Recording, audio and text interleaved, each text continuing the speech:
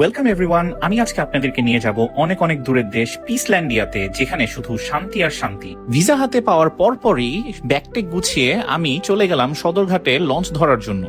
ঘরের সবাইকে বিদায় জানিয়ে নিজেকে সঁপে দিলাম নতুন এক অ্যাডভেঞ্চারে।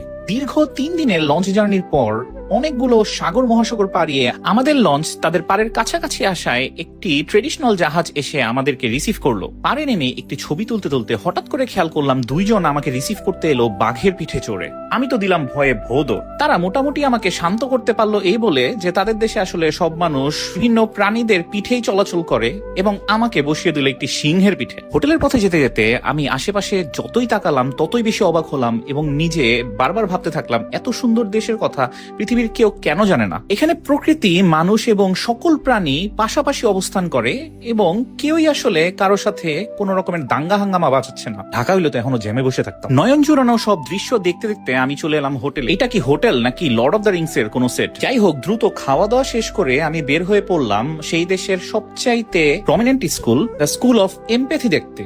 এত সুন্দর স্কুল, শিশুরা প্রাকৃতিক পরিবেশে শিক্ষা নিচ্ছে। একটা ক্লাসে হঠাৎ করে ঢুকে পড়ে দেখতে পারলাম শিক্ষক বাচ্চাদেরকে বিভিন্ন রকমের উদ্ভিদ নিয়ে পড়াচ্ছে। শুধু তাই না, তারা হাতে কলমে শিখে কিভাবে চারা রোপণ করতে হয় এবং সেটাকে নার্চার করে বড় করতে হয়।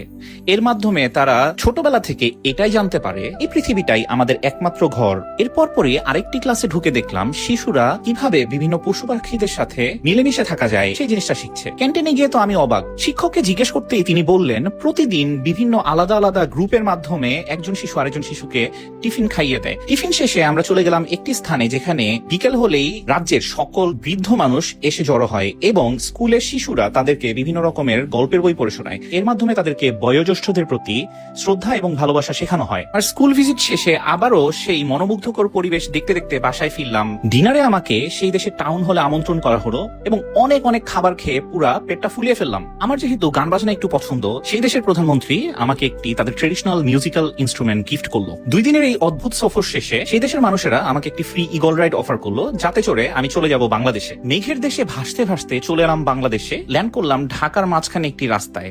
আর ভাবতে থাকলাম, আমাদের দেশ কি কখনো হবে পিসল্যান্ডিয়ার মতো?